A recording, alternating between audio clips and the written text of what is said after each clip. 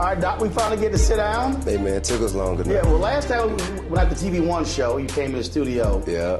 But now it's mine, so different little conversation. Hey, man, I love what you got going on here, man. Well, you got your little vibe set. Well, we like to do a little bit different. Yeah. A little bit different. Right on. So when we travel around the country, we try to mix it up a little bit for our sit down for Rolling with Roland. So yeah. try to have different conversations. Surprised you ain't got a little taste set up somewhere, man. You know. Well, I'm probably the only non-drinker here. For real? So, yeah, never drank in my life. All right. Well, we'll talk. We'll talk offline, man.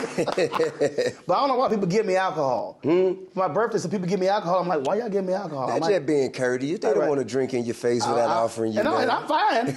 Now, my parents love it because they come to the crib and they like, oh, all this champagne people give you. Yeah. So they enjoy visiting. Right. They enjoy all the free alcohol. Right on. So it's all good. Okay. It's all good, man. There's so many different things going on. I want to start with, you were participating in the Global Hope Forum, and it was a really interesting conversation because there's so many people who talk about art, you talk about music, you talk about movies, and even in my business, I'm always explaining to people, no, we got to have more discussion on the business of the business. Right. And I think that's probably the biggest issue that many people have. That is, they want to focus on, the artistic piece. Mm-hmm. But if you don't focus on the business of the business, right, you can get screwed real quick. You will. You will. You either learn what you need to know, pay someone to learn what you need to know, or pay for what you didn't learn that you needed to know. Mm-hmm. And those are the only options, you know. I was just fortunate enough, man, to I was challenged by my uncle early on, before I even had a career. Like I was, I guess maybe 8 years old, and my uncle said, what do you want to do? And I told him I wanted to be a rapper. And he said, okay, well, I don't know anything about the music business, so what you should do is learn everything there is to know about the music business, and I'll make sure that you have the resources to push you through. And so I went and bought books, All You Need to Know About the Music Business, Hit Me In. I just went and bought a bunch of books and just started reading as a 10-year-old, just reading. And so I learned, all things licensing, mechanical rights. I learned about publishing, learned about, how composition is broke up into two pieces, the writer's portion and the producer's portion. But by the time I actually learned, I came back and I was ready to okay, I got it. He would go into prison. So I had all this information. All this knowledge. All this knowledge. You like, well, what am I supposed to do with it now? Yeah, that's pretty much that. So that's how I kind of learned so much about the music business before I even got a chance to get in it. So by the time I had a chance to actually look over or consider a record deal, which was my first at LaFace, I already knew what a good deal was, what a bad deal was. I already, and fortunate enough for me, man, LA and KP, they never pushed a bad deal. They never put a bad deal in front of me. Now, of course, there were some things that, I kind of took it from 14 points to 18 points just by asking, or I might have asked for 18 and ended up with 16, something like that. Right. And made sure that my publishing was still, was still there, and I still maintained the rights for that. And ever since then, man, it's been like, joint venture net profits, and maintaining equity in my art. See, it always drives me crazy when I see these documentaries, see these stories, and it's like it's the same tale. Oh, man, we got into it and signed the deal, and the money was rolling in, and we were buying the cars and the houses, and then all of a sudden, when the hits stopped coming, the money stopped coming, we break up, bankruptcy, and then now you're trying to rebuild. And at some point you think, okay, anybody who's coming in today, did you not pay attention to this littered highway? And I think there's so many people they get still focused on the music, right, and not the music business. Yeah, I mean, man, I think for one, art is like that because it's left brain, right brain. I forget which is which. Right, You know same what I'm thing. saying? But the side of the brain that focuses on art generally does not even attempt to tether itself or to intermingle with the other side of the brain that focuses on, you know, the meticulous details of contracts and, you know, business and things like that. That is usually the way it is. Right. And I think that an artist can kind of, they can bog themselves down with the details of business and smother their creative process.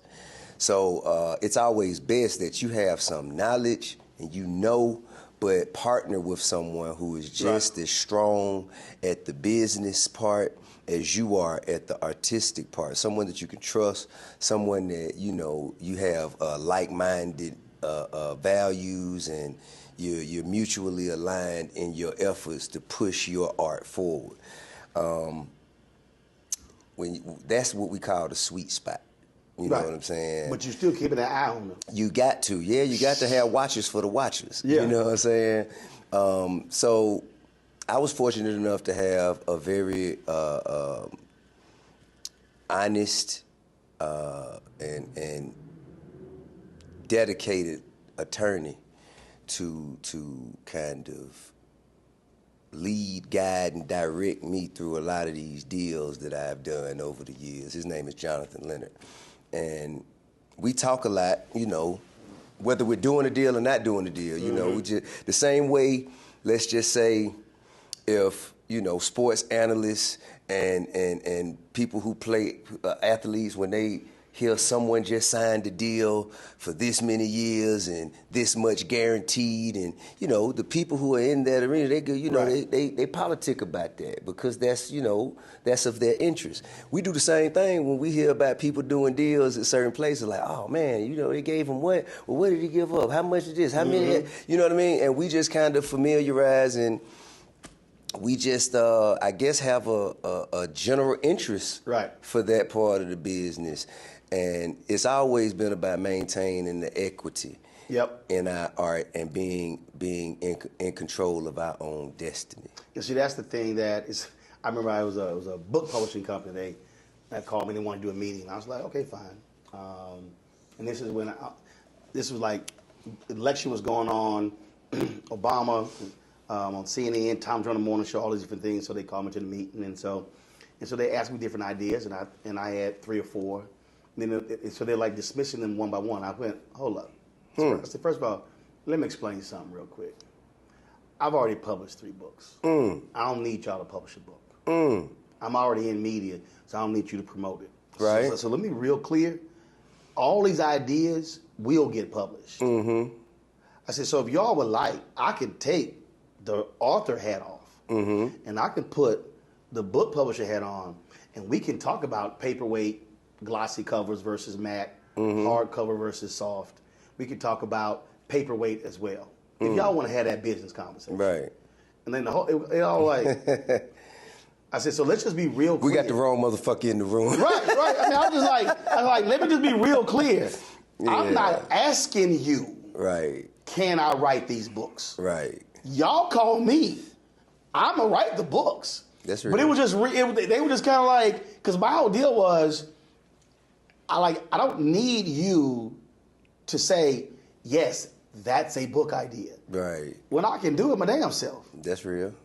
That's real. And it's hard for some people, you know, and I've been in other negotiations where they're thinking, oh, he's, when I was at TV One, they were like, and we were in the meeting, and my agent said, I hope y'all know, he knows his contract better than I do and his attorney. Right. I think, you know, when we become knowledgeable and have a certain level of awareness of the details and the nuances that goes within our agreements, in some rooms we're considered problematic. Oh, yeah. Or troublesome. Or, you know what I'm saying? It's like, that's a dangerous Negro right there. We don't want to deal with him. We don't want to deal with him. We'd rather go and deal with, you know what I'm saying? So, I mean, I've experienced that, but I always felt like, man, what God has for me won't miss me. Mm-hmm. You know what I'm saying?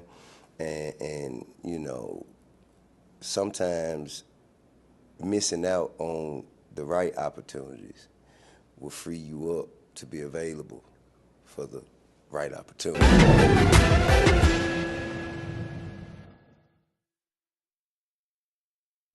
Hi, I'm Isaac Hayes III, founder and CEO of Fanbase.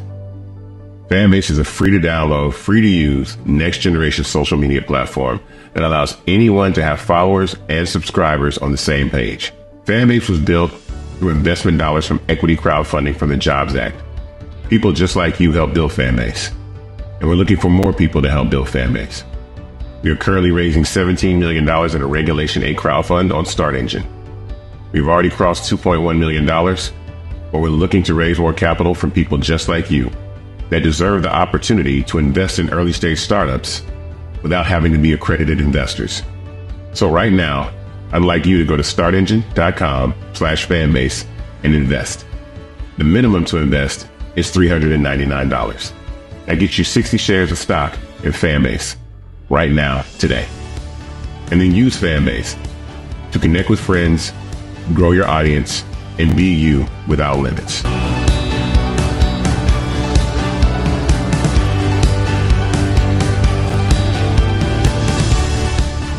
Coming soon to the Black Star Network.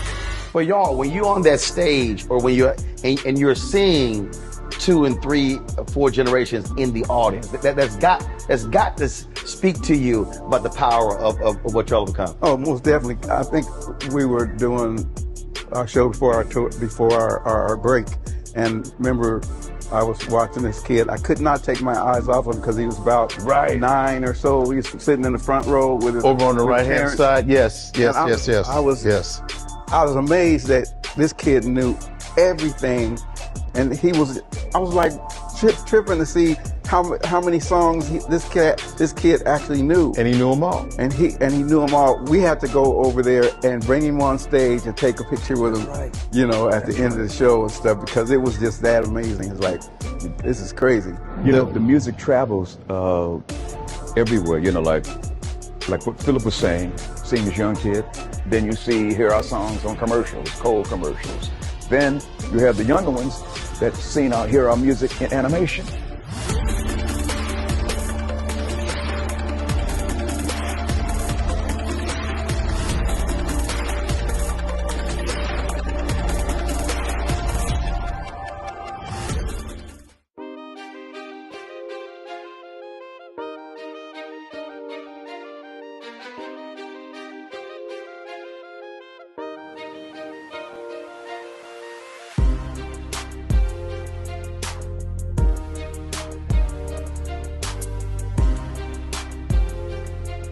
It's all about what is your motive. So we talked about the equity piece. The 2 words I've always had in my whole career: freedom and flexibility. Right. So for me, when I launched this, I didn't want to ask somebody, hey, can I go interview this person? Can I go cover this story? Right. I want to be able to say, no, we're going. That's real. Or we're not going. That's real. Now the issue for some people is when they say, but you're not on a major platform. Then my whole deal is, I'm still good. So to me, that's the validation part. Sure. I don't need CNN behind my name or MSNBC behind my name or another name to go, oh, now I have value. Right. When I can pick up the phone and call folk who will say, yeah, I'll sit down with you. Right. And they know I'm sitting down with you. It ain't who you with. Right. And I think that's the problem for a lot of people. They get caught up in the who you with piece without saying, no.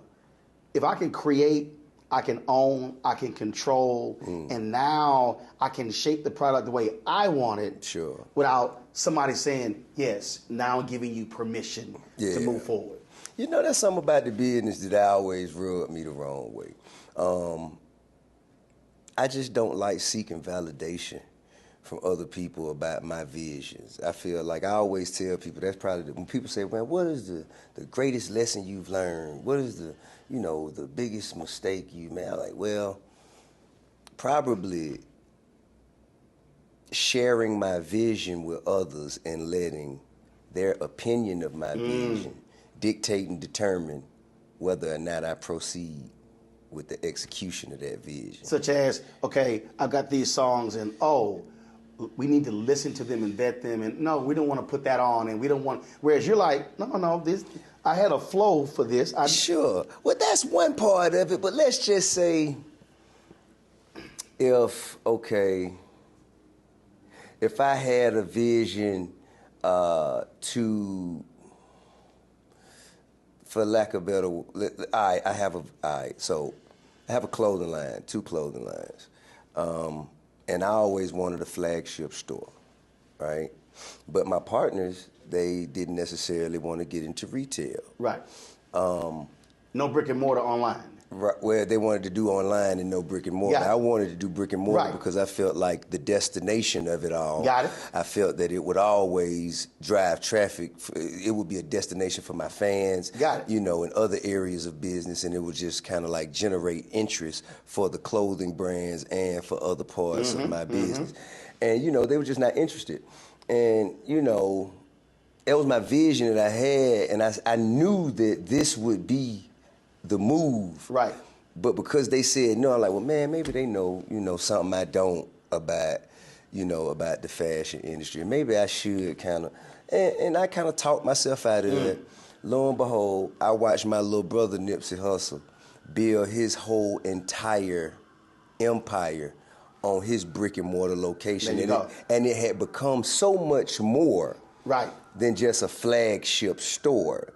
You know, it was a staple. It became a staple in the community, and it became, just something greater probably than even he imagined. And Nip came to me, right, early on, I think when we were starting our second clothing brand, not to be critical of my partners anyway, but I mean, I'm just giving an example. No, but I anyway, got you. So he came to me when we were rolling out our second brand, which is Hustle Gang. And Hustle Gang went from a merch item, which was just basically a hoodie with a logo on it, and we sold so many of them and created such a demand for it that, we decided to go full-fledged with the line, a full-fledged line. And so Nip said, hey, how did you do that from just a merch item and expanding it and rolling it out in a full line? I said, well, first of all, I already had developed a partnership with people who could do manufacturing and distribution and have sales department and do a lot of the other things that I wasn't as well versed at. And I gave him, that piece of information, and he took that and said, okay, I'm gonna cut out the partnership. I'm gonna learn about the manufacturing, I'm gonna do the distribution, and I'm gonna give it a central location. And me watching what he did with the information that I gave him and how he kind of expounded upon it and gave it, and then with the technology piece, because that's kind of one of the first places that we saw QR codes actually implemented and executed properly within the culture. And I was just so proud, and I always was like, man, I really, I'm proud that I had, even just an ounce of a contribution in the insight that inspired such a phenomenal vision to come into fruition. But that's kind of like one of the biggest mistakes that I learned from. Your vision is your vision for a reason. Don't wait on nobody else to see what you already see. They not supposed to see it. You supposed to show them. That's you know what I mean? Well, see, it's interesting because when you said that, like literally the first thing that popped in my head was, well, if I'm a T.I. fan, I'm coming to Atlanta. Yeah. The brick and mortar is essentially the meeting place, the home. Sure. And so if you decide to say, we're going to do a pop-up concert or we're going to do this here, it's essentially, look, they can't come to your house. That's right. But it's like this is Spike's place in Brooklyn. Right. So when he throws his Prince parties or his Michael Jackson celebration party, he throws it right outside the building. That's dope. He's got his flags out there, so this is real. and it's sort of, and again, that was the first thing, I thought of. For me, our studios is right there on Black Lives Matter Plaza in D.C. And so if I decide to do a book signing, if I decide to do a party, that's my space. Right. That I can do whatever I want with it, and it's not just the studio. Right. Now, so that's what I learned, right? So I took what I learned and transferred it into a new vision. So this particular vision is called the Trap Music Museum. The Trap Music Museum is a collection of installations that educate, entertain, inform, and inspire people about the genre of trap music. And we celebrate the most significant contributors, and we also provide insight as to why trap music is so relevant, how it began, what it entails, and we like to start, especially at the beginning of the journey, saying that the crack era is what made trap music possible. So many people share a similar story. So many people have been affected by the war on drugs or refugees from the war on drugs that is relevant to almost everybody. Almost everybody that looked like us has been affected by someone, whether they knew someone who smoked crack, whether they knew someone who sold crack, they knew someone who was locked up for crack. You know what I mean? Some kind of way, shape, form, or fashion. All of us have been connected. So we are tethered together by that experience. And those of us who have artistic expression and are able to take our experiences and set them to music as philosophical presentations, we were able to bond, let everybody else know you are not alone in this experience. You don't have to feel by yourself. And we kind of took what was meant for bad and allowed God to use it for good.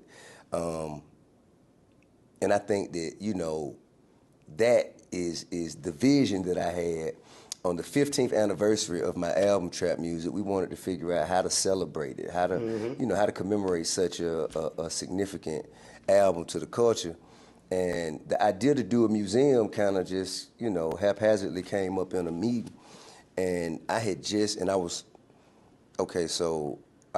also purchasing commercial properties in Atlanta because the Super Bowl was coming. So I was just acquiring commercial properties, not knowing what I was going to do with it, hoping ESPN or the NFL Network just come in and kind of, buy me out. But anyway, so I saw this piece of property. It didn't look like much at the time, and I'm walking around it like, what am I going to do with this? And in the back of my mind, I just hear Trap Music Museum. I'm like, how can we make this a museum? And instead of, and this is what me and my big brother John Hope Brown, this is what we kind of argue about when it comes to financial institutions and how, creatives don't have access to capital because. But if I were to go to a financial institution and say, hey, listen, I have an idea that I need a business loan for, I need funding for, I want to create a trap music museum. They're going to say, man, what is a trap music museum? Right. Where are the comparables? You know what I mean? How are we going to secure or feel secure about our investment in something that has never been done? See, that's the thing about visionaries. We don't waste time trying to do things that have already been done. So a visionary looking for validation or seeking acceptance or seeking understanding from a financial institution, most of the ideas are going to fall on deaf ears because the system is set up to question every time the visionaries. Every you time. know what I mean? However, I have been blessed and fortunate enough to execute other ideas and visions, and it gives me flexibility and freedom, you know what I mean, to kind of invest in myself. And so I was just able to kind of, transfer some funds into the investment of that particular entity. And now we have a Trap Music Museum that is a staple in the community, was a huge part of the revitalization process in that community. Generated employment, and that's sort of like it was only supposed to be temporary, but 4 years later, Wow. We're still there, line wrapped around the corner. And I think if I closed it, they'll burn it down. You know what I'm saying?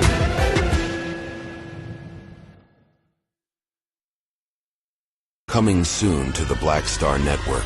For y'all, when you're on that stage, or when you're and you're seeing 2 and 3, 4 generations in the audience, that's got to speak to you about the power of what y'all have become. Oh, most definitely. I think we were doing our show before our tour, before our break, and remember, I was watching this kid. I could not take my eyes off him because he was about 9 or so. He was sitting in the front row with his over on the right hand parents. side. Yes.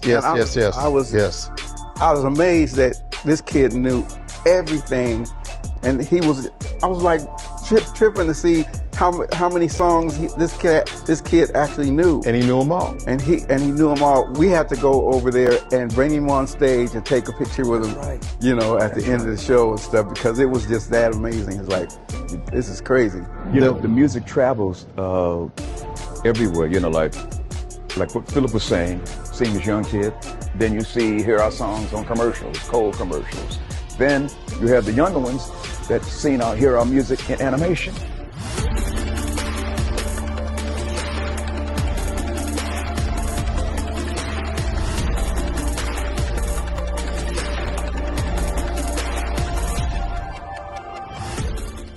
What's up, y'all? Look, Fanbase is more than a platform. It's a movement to empower creators, offering a unique opportunity for everyday people to invest in Black-owned tech, infrastructure, and help shape the future of social media.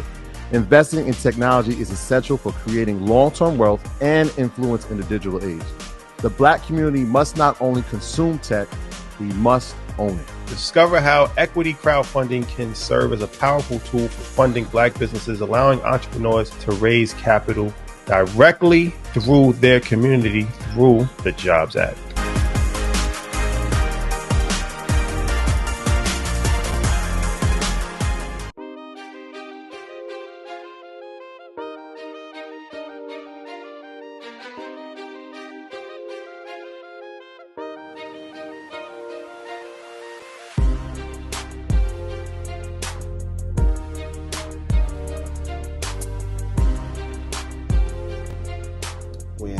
When I was at CNN, and when they made the decision, so I signed in 2007. So when they told me in 2009 they were not giving me a weekly show, I was like, gotcha. I said, they are now about to become my personal venture capitalist. Meaning what they were paying me, I was going to take what they were paying me and then begin the process of acquiring my own equipment. So then when I was at TV One, CNN ends in 2013, I start this daily show on TV One, Vision. Okay. Vision that I had was far ahead of where they wanted to go. And I was like, this ain't gonna last. So literally, so when they decided in December 2017, the show's over. Right. I owned my own cameras, my own switcher, my own lights. So when I did 2 months after that, this called the State of Our Union, tied to the State of the Union address. Right. Because the Black members of Congress like, we ain't going to hear Trump. So I said, what we gonna do called the State of Our Union. Right. Call a black church in D.C. I said, hey, I'm interested. This is what I want to do. The pastor, in 15 seconds, said, done, you can host it here. So we hosted it. We booked all the guests. Reverend Barber, hey, I need you to get a keynote address. He said, Frat, I'm in. So all of a sudden, then we booked like 25 people. Okay. And then all of a sudden, all I had to go buy was some bar stools. But the key is I owned, the most important thing is the equipment to produce it. Right. And I told folk, I say this all the time, you don't wait till your opportunity or your job ends to then start trying to figure out what I'm going to do. I was doing it while I was with CNN and TV One. So when that time ran out, I just made the transition, and I wasn't freaking out on how I can do this. Right. And that's why I try to tell, and I tell folk, every piece of equipment I bought is a tax write-off. So it wasn't like I was wasting my money. Right. I was going to be paying taxes anyway. That's right. So here, I'm going to buy the damn equipment as opposed to send to Uncle Sam. May as well let Uncle Sam invest in you. We've invested so much in him. Yeah. But there's so many people, they wait till something ends Right. to then go, okay, how can I figure this thing out?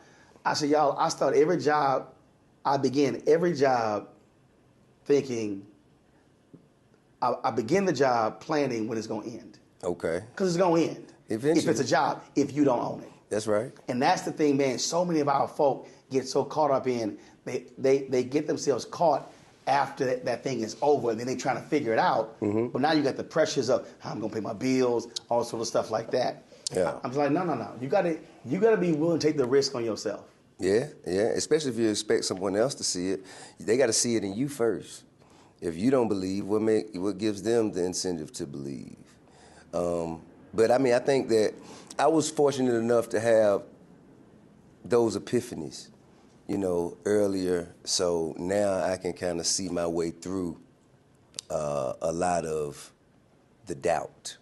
You know what I mean? I don't really search for validation. I don't expect people to agree. I don't expect people to really see what I'm saying until I show them, and the Trap Music Museum is a phenomenal example of that. And then even after that, so now we have this building that has a line wrapped around the corner, and it's packed every time it's open, and a tourist attraction. We were at one time doing more numbers than the High Museum of Arts. You know what I mean? And as far as so foot the Trap traffic. Museum has really become the building that replaced your brick and mortar. Exactly. But what I saw then, I saw that, okay, so the average person that comes to the Trap Music Museum, 90% of them are out of town. They're tourists. They want to come and see the essence of what makes the city as vibrant as it appeals to be, or appears to be. And they want to get a real. They want to get a real, I guess, a sense of how do these stories come together? How do these people, how do they mesh and gel? And they always ask after about 60 minutes. So the average, person's time in the museum is about 60 minutes, 62, 63 minutes. Average amount of money they spend, probably about $80. Depending on if they get a drink or not, or if they go to the escape room or not. And when they leave, they always say, hey, man, where else is there to go? Where else do we go? Y'all don't sell no food? Where can we sit and eat? And can I smoke hookah here? And, all that, right?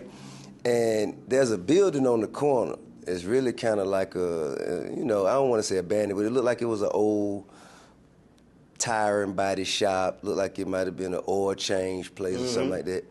And I saw that the owner was about to lease it to somebody. So I approached him. I'm like, hey, man, let me handle this. Why don't you, will you sell it to me? And we have our negotiations and I talk. And lo and behold, 2 years later, I now have a Trap City Cafe that is next door to the museum, because I really wanted to service the people as the line wraps around the corner. Right. And, that was just an expansion or an extension of the vision. But I could not wait for someone else to see, okay, well, maybe, guys, y'all think we should maybe do this? And people would probably say, no, let's just focus on this right here. No, we gonna expand the vision, continue to offer new experiences to the people who make their way to this city.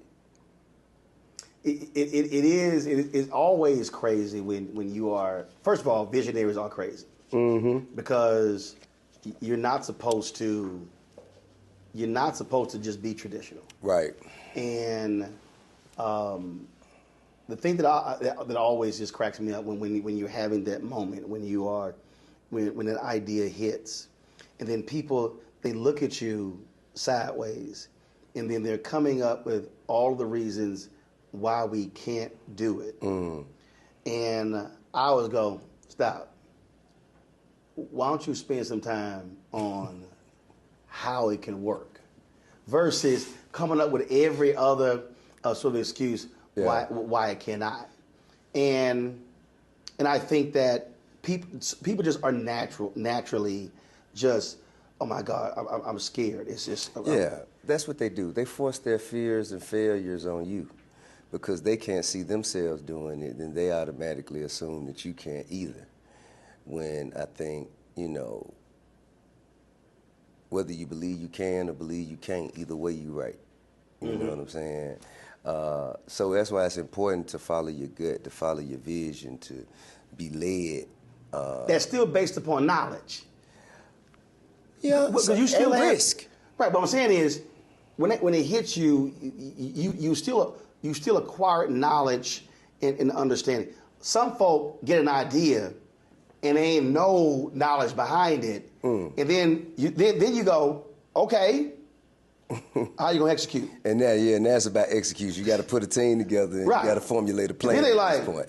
I don't know, man. I just came with the idea. It's like, you might want to work on the execution part. I think that's key. You know what I'm saying? The vision must be followed with a plan of execution. I had a brother call me, and this was during COVID, man. He called me and, hey, I got this idea, and I really would love to interact. You, Tyler Perry. So he's going through this whole deal. and I said, bro, first, listen. I do this to everybody. Send me a one-sheeter. I'm not about to stay in here and listen to the 15-minute pitch. Right. Send me a one-sheeter. First, 99.9% never send a one-sheeter. Right. So he sends a one-sheeter. And so I'm reading. I was like, bro, this it?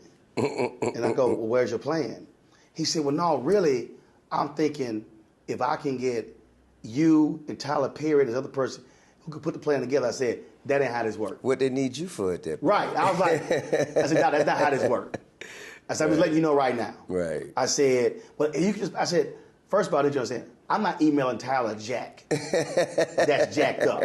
If he can't get past me, right, I ain't gonna email him. He could be looking at me like I'm crazy. Right. I said, bro, this is your idea. You gotta figure out what the business concept is. I ain't heard back from him since. And it was a perfect example. Somebody who had an idea and who thought, well, let me just, if I can bring these other people along and y'all can figure it out. Let them do the work. I was like, that ain't how. That's not how this works. Yeah. And those things happen. And I'm sure people come up to you all the time. Oh, yeah. And they got ideas all out the wazoo. Sure. And you hit them with 3 questions, and it's like Mike Tyson took a swing at them. I mean, man, speaking of Mike Tyson, he say everybody got a plan and they get hit in the mouth. When you hit with them 3 questions, they like, I don't know. Yeah. I mean, man, I've also been blessed to kind of have access to a pool of talent, and just a crew of people with a wealth of knowledge that I could pull from and they can add to, whatever visions I may have. And that's a blessing, to have a strong support system that can help me execute anything that I may aspire to achieve. That's a huge, huge part. Oh, gotta have a team. Gotta have a team. I'm gonna throw this out because I hate I have so many. It drives me crazy when I hear this phrase because when I hear how people express it, I hate because there's nothing behind it. When you hear someone say, "We doing this for the culture," what immediately comes to mind? Because it's used so much now, and I'm always going, I want you to explain that. It depends on who's saying it. It depends on who's saying it and how, how much integrity comes with that voice. You dig? And it could mean 10 different things with 10 different people saying it, So it really does depend. If you hear a large corporation say it, I mean, they want to sell products to black people. Right. You know what I'm saying? Whereas if you hear someone that's incredibly respected and revered by the people, by the masses, at least our people, then it's kind of saying, man, We want to do something that's for us, by us, you know, control our narrative and tell our stories before some other people that don't look like us tell it for us. And see, for me, when I hear that, what I instantly go to is, okay, who's owning it? I mean, we'll sit here and I'm just to the point where I'm going, who the black PR firm? Who the black law firm? Who the black engineering firm? Who's the black caterer? Who's the black transportation company? Right. Because I've heard a lot of people. I remember when I was at TV One, I'd be doing interviews like this, and they would send a photographer. And probably about the 5th time, I went to our PR people and I said, "Y'all ain't gonna see another white photographer to one of these interviews." I said, "Our black photographers already don't get hired." Right. I said, "A black network should be able to hire." Right. So we did a Bill Cosby interview. This is before everything blew up. So this white photographer comes in, and my man started taking pictures during the interview, and the flash is going off. Now Henry, who's over there, Henry was like, "The hell? Like we shooting the So you're doing a video interview, shooting a TV interview, and the flash. and my man got a flash going." That interview was over. How did you handle that? Oh, here's what happened. PR sister, LaMonica, this was like her first week. I walked up, I was like, "Let me holler at you. If y'all send another fucking white photographer here who don't know how to be around black people," I said, "You know what? Y'all gonna hire somebody black. Do you understand me? It's a whole list of black photographers y'all can hire. Yeah. Don't you ever do this shit again." She was like, "Okay." Like, this is my first week. I said, "Never again. I'm vetting." Yeah. No, man, I had to go off on them, but I needed them to understand we can't be a black-owned network and not use black vendors. Right. Our job is to disseminate the resources to folk who ordinarily don't get called. So for me, so when we built out my new studio, the folks who built out my control room, black engineering company, my lighting system, black lighting company, the set, black set design company. And that's what it means when you are recirculating the dollars in the community. Right. You can't be black and not make the effort to call black people. That makes sense. And a lot of our folk don't do that. And I'm going, no, you can't have the conversation on stage about, oh, we got to work together. We got to sit here and support each other. But then you make no effort to actually do it. You got to circulate the dollar. I think that, as I've said a lot of times, first of all the problems that plague our community, all the different things that I guess replicate themselves in an effort or I don't want to say effort, in an execution to marginalize our people. 98% of it will be solved just by us sticking together. You know what I mean? Right there. If we could just stay solid with each other. That's it. Man, a lot of that will handle itself. It will subside. We have $1.3 trillion in spending. Bruh. And that is the answer to a lot of the resources that we don't have access to. That's the answer to a lot of the, the funds that we don't get invested in our communities. A lot of stuff would be dealt with if we just stuck together.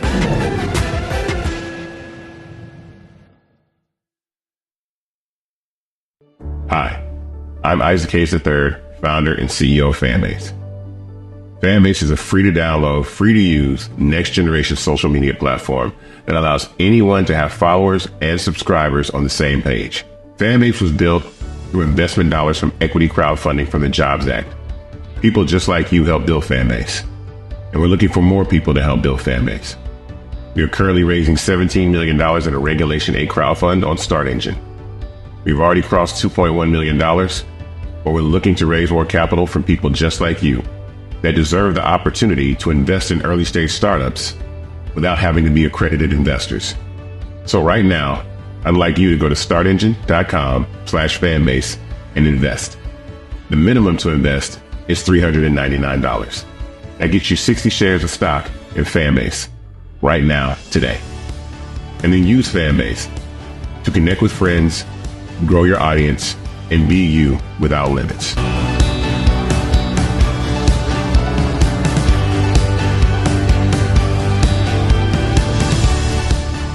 Coming soon to the Black Star Network. For y'all, when you're on that stage, or when you're and you're seeing 2 and 3, 4 generations in the audience, that's got to speak to you about the power of what y'all have become. Oh, most definitely. I think we were doing our show before our tour, before our break, and remember, I was watching this kid. I could not take my eyes off him because he was about 9 or so. He was sitting in the front row with his Over on the right hand parents. side. Yes. I was amazed that this kid knew everything, and I was like tripping to see how many songs this kid actually knew. And he knew them all. And he knew them all. We had to go over there and bring him on stage and take a picture with him, at the end of the show and stuff, because it was just that amazing. It's like, this is crazy. The music travels everywhere, like what Philip was saying, seeing this young kid, then you hear our songs on commercials, cold commercials. Then you have the younger ones that hear our music in animation.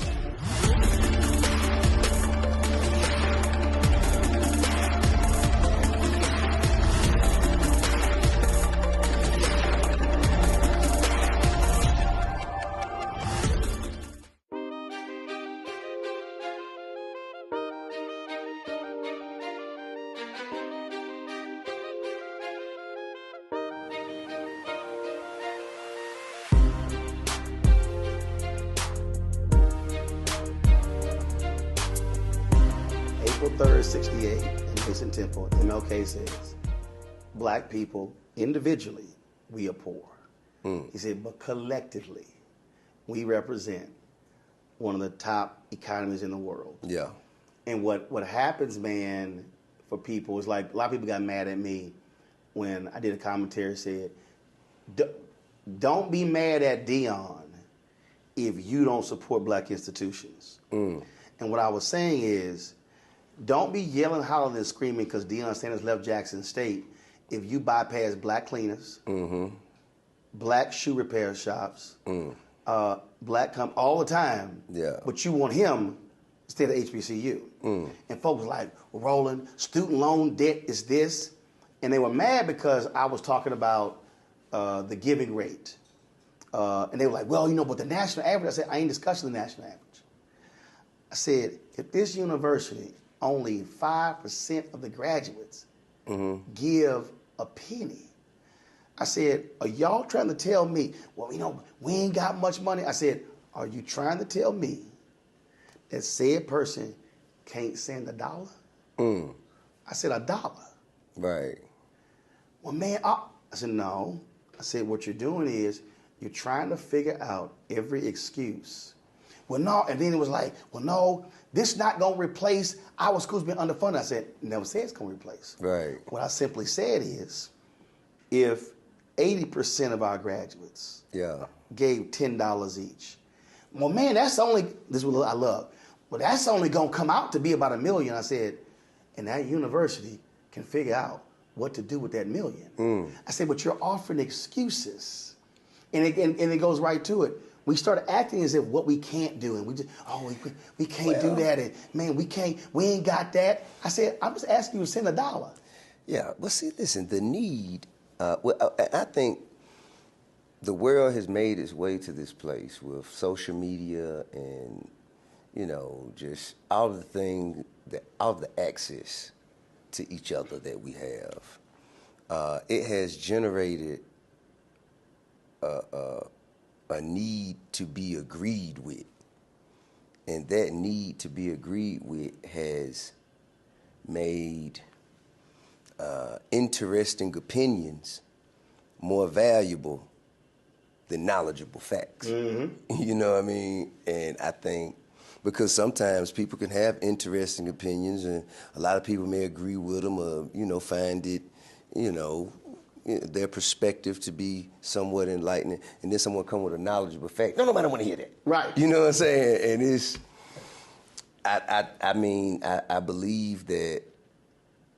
I just think social media is kind of rocking us to sleep. It is. Black Panther came out, and I remember when I think it did like 240 million the first weekend. And I put this out there on Instagram. I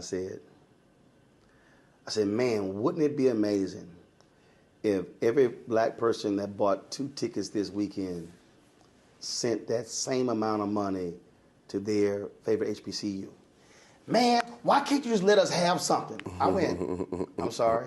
I said, I just want y'all to know. I said, the movie was great, but the money went to Disney. I said Disney. Right. And they were so mad because I was challenging them to say, if you drop $26, $30 Right. on a movie, Right. saying 30 over here. Right. Well, and it was just crazy, just the reaction from people. Yeah. And I think a lot of folks just, I really believe one of the greatest things is, and this is not just black people, people cannot actually stay in accountability. We love to talk about what we need. Man, we need this. We need that. I saw some sister, she tweeted the other day, I can't believe ain't one black outlet covering the Megan Thee Stallion trial. She went off. I said, let me explain to you the realities of black-owned media.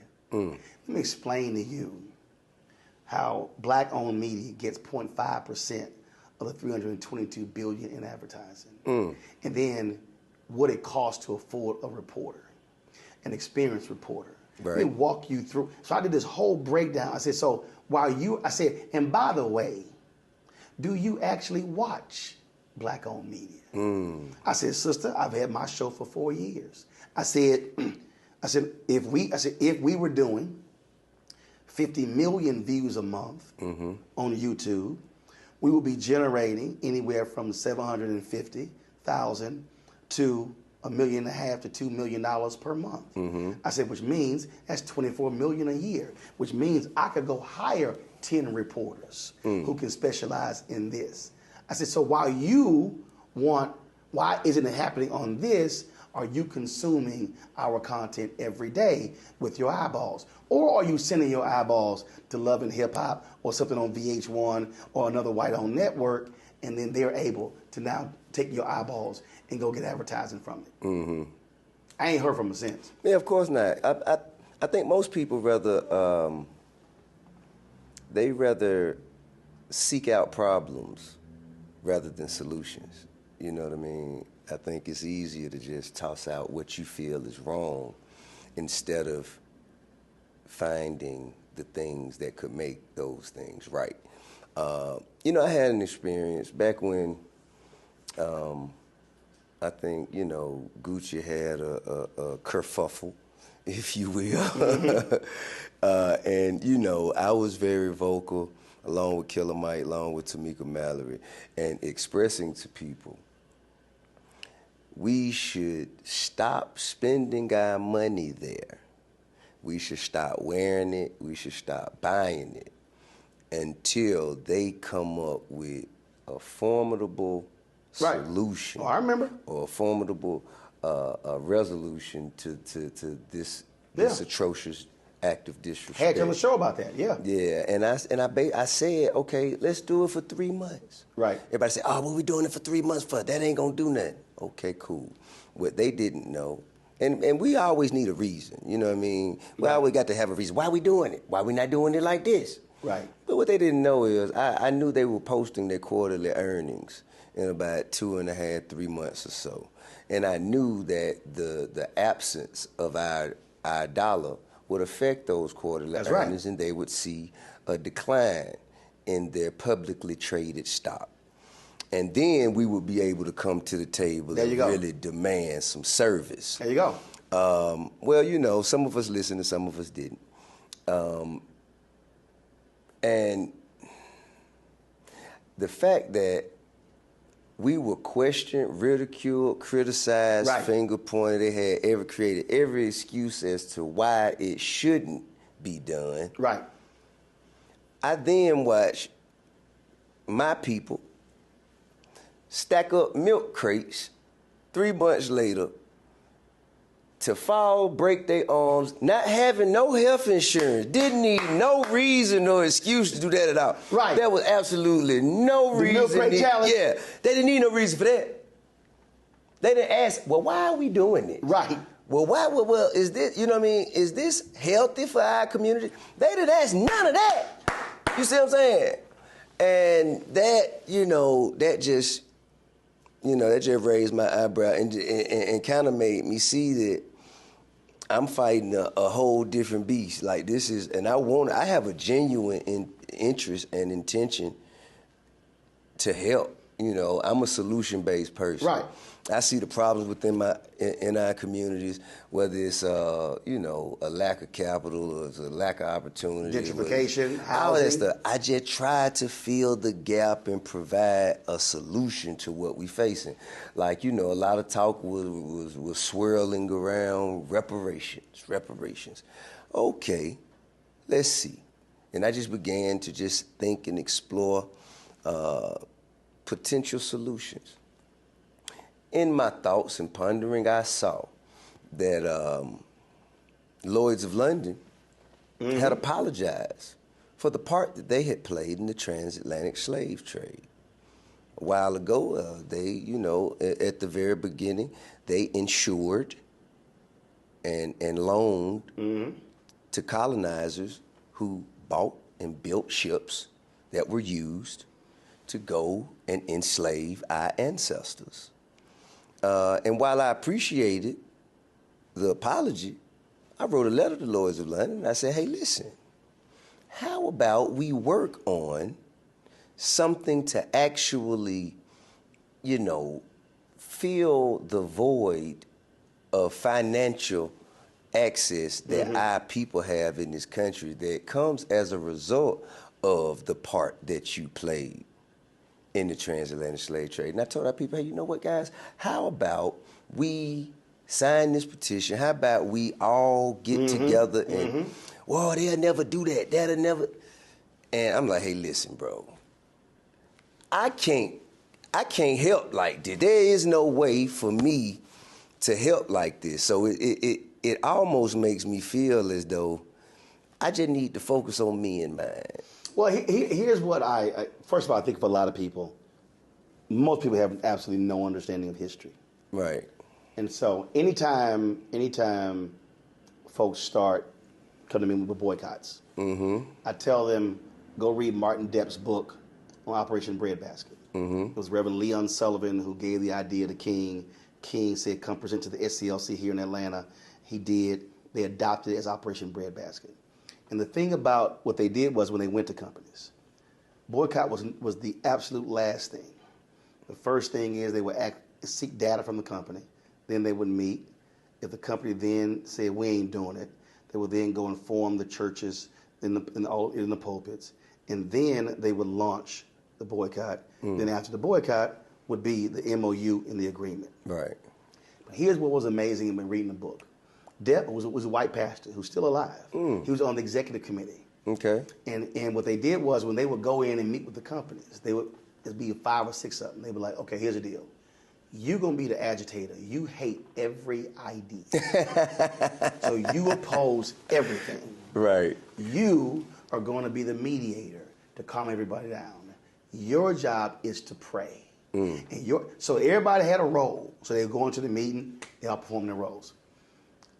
Successful campaigns, agreements, but this is what he said.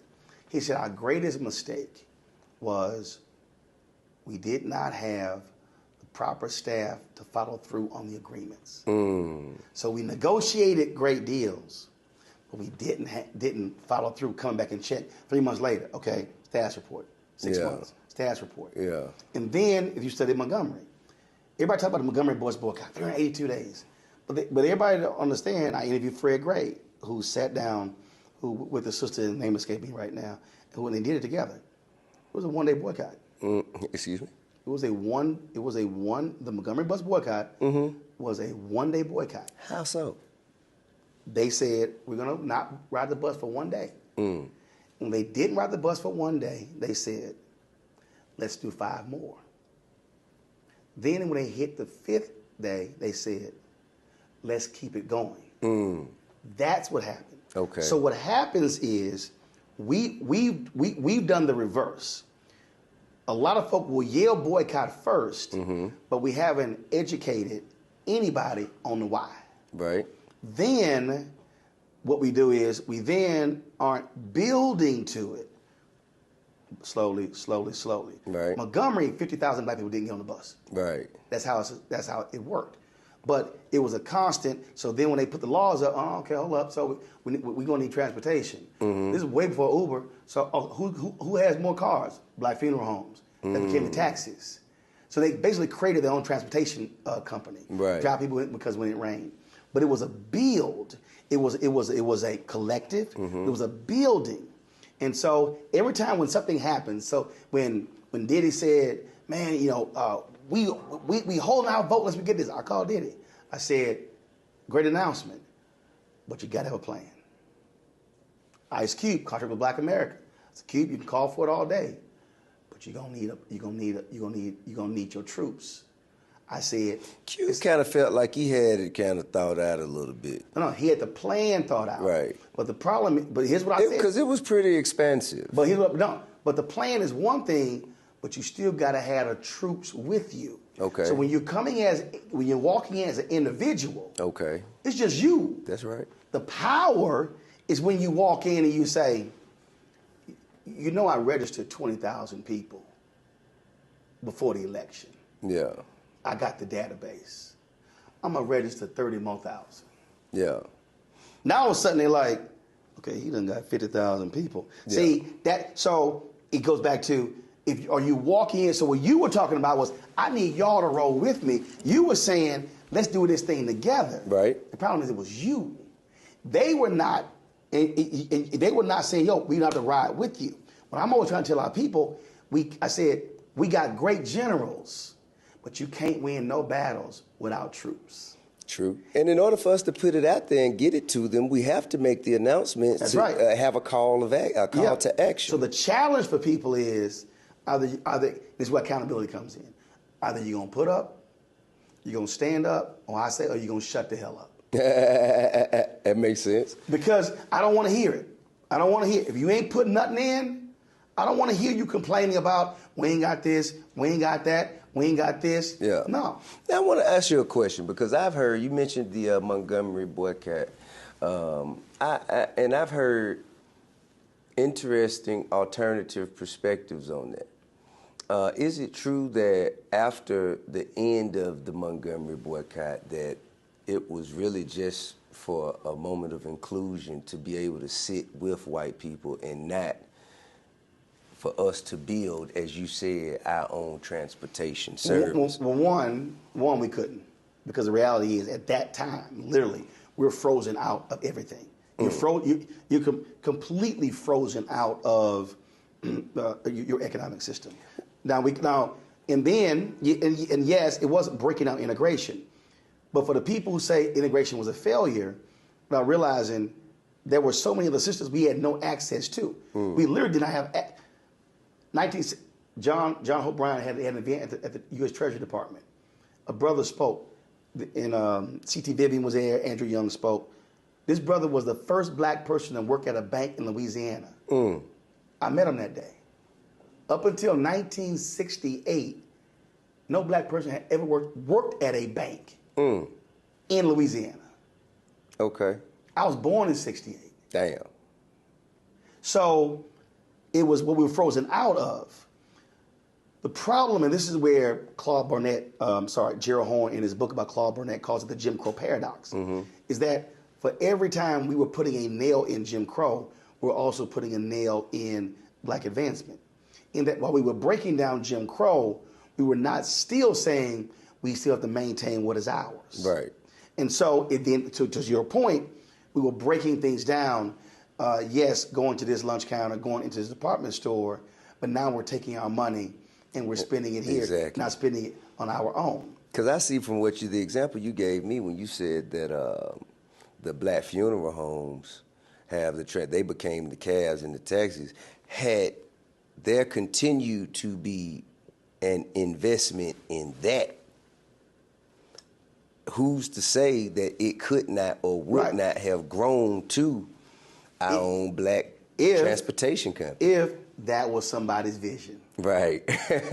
and that's where it comes down to it.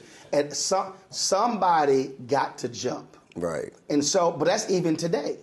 Even today, I can't, going back to the sister who's like, why ain't nobody covering this trial? Folk were like, when I launched this, man, no, dog, ain't. Literally, black people don't watch news. Yeah. I said, y'all ask me, we do.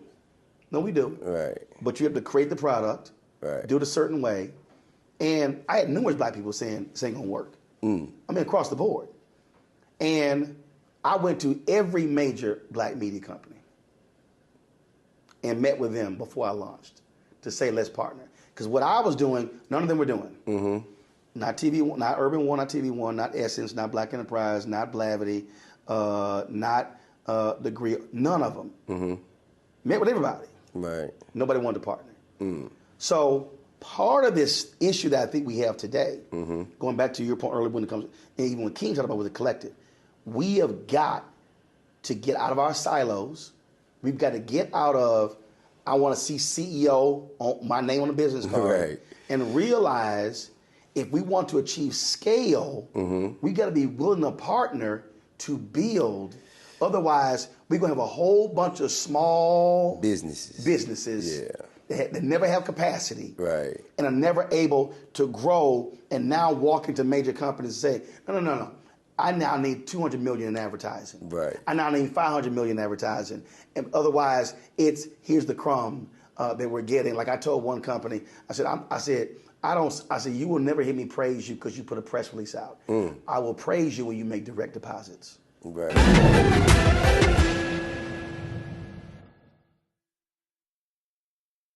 What's up, y'all? Look, Fanbase is more than a platform. It's a movement to empower creators, offering a unique opportunity for everyday people to invest in Black-owned tech, infrastructure, and help shape the future of social media.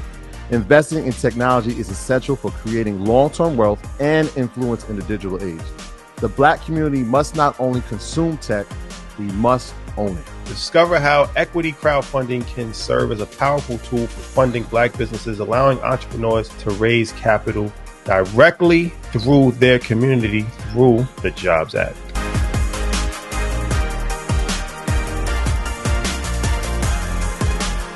Coming soon to the Black Star Network. But y'all, when you're on that stage, or when you're seeing 2 and 3, 4 generations in the audience, that's got to speak to you about the power of what y'all have become. Oh, most definitely. I think we were doing our show before our break, and remember, I was watching this kid. I could not take my eyes off him because he was about 9 or so. He was sitting in the front row with his over on the right hand side. Yes. I was amazed that this kid knew everything, and I was like tripping to see how many songs this kid actually knew. And he knew them all. And he knew them all. We had to go over there and bring him on stage and take a picture with him, at the end of the show and stuff, because it was just that amazing. It's like, this is crazy. The music travels everywhere, like what Philip was saying, seeing this young kid. Then you hear our songs on commercials, cold commercials. Then you have the younger ones that hear our music in animation.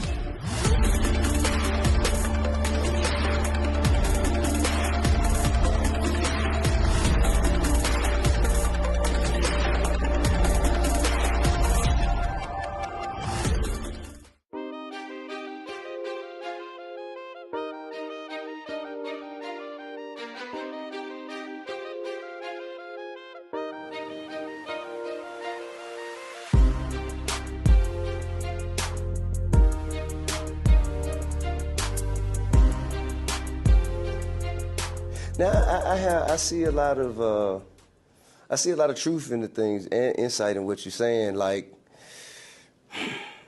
I just have a question. Do you think the lack of emotional intelligence will allow that to happen the way that it needs to happen? Actually, I think the way... In the time that it needs to happen. I don't think it's emotional intelligence. You know what I think it is? I think it's... A lot of us are destroyed, but for good reason, not to be critical of us too much, because trauma is passed down Absolutely. through DNA. You know what I'm saying? So we're still But a lot of living it is ego. A lot of it is ego. So here's the deal. So guy came to me and he said, Ron, let me ask you a question. He said, if a deal is put on the table that can make you $500 million, or it can make you and 9 of your colleagues $50 million each, which one you take? I said, the $50 million. He went, what? I said, let me help you out. If T.I.'s my boy, and Henry's my boy, and Anthony's my boy, and Aaron's my boy, and I got some homegirls, and we all getting paid, we can all go to Jamaica together. And I ain't got to pay for nobody. We can all enjoy, we can all eat. And that's 10 families. That's 10 lineages. Right. That are now, I said, that's understanding how we all can eat. Right.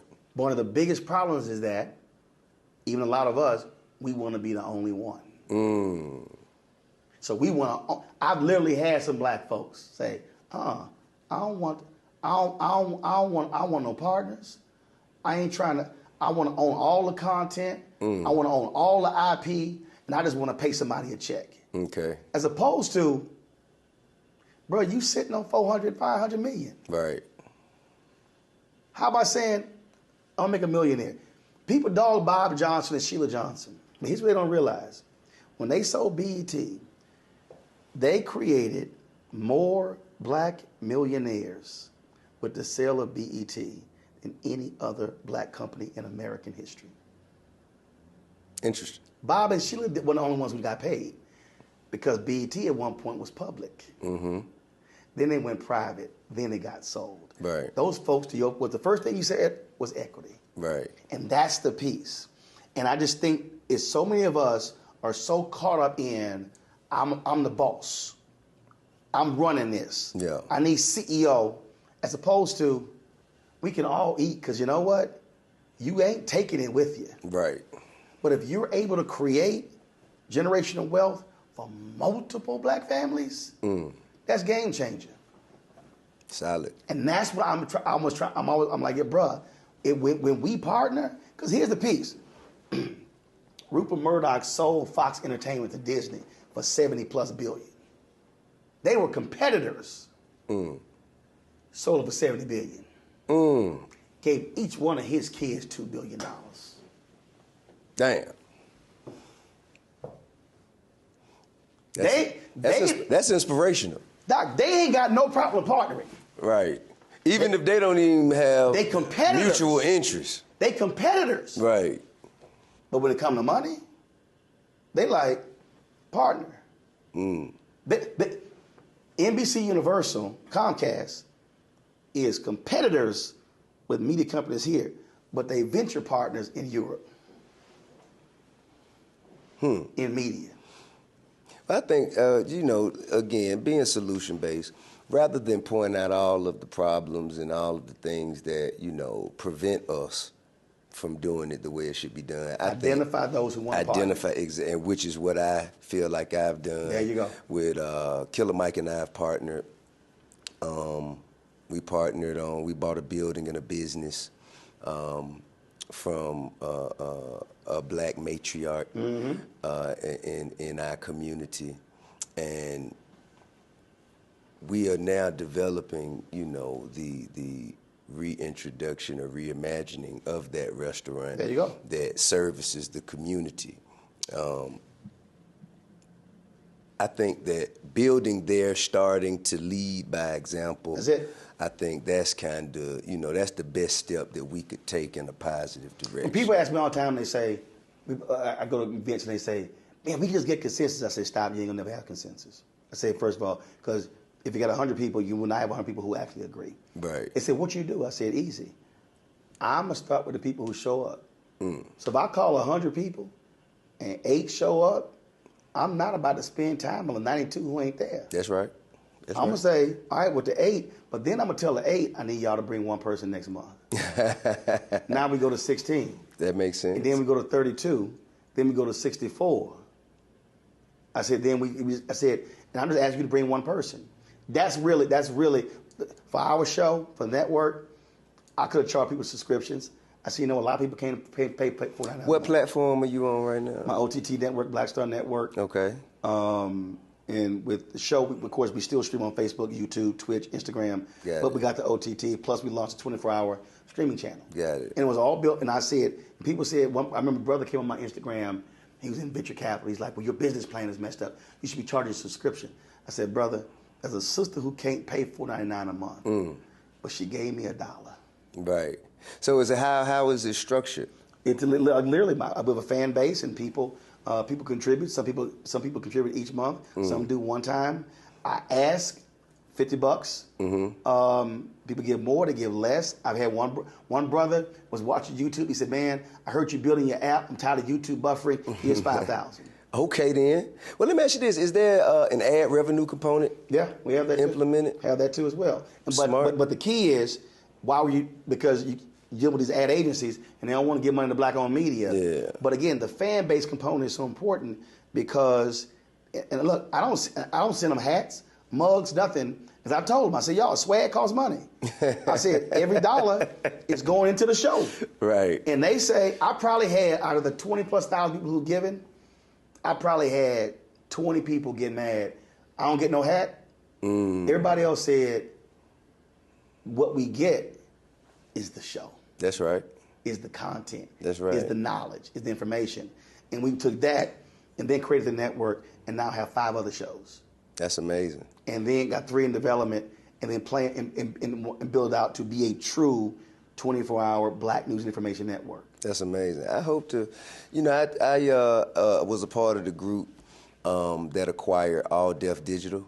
And we're now, working our way through the world of comedy to create, cultivate content, and partner with other platforms and other brands, to create ad revenue. We've been doing pretty good. We're just inching our way towards, a more robust platform. It's all about building. Yeah. That's it. And so when we do that, I think the future is bright when we're willing to put ego aside.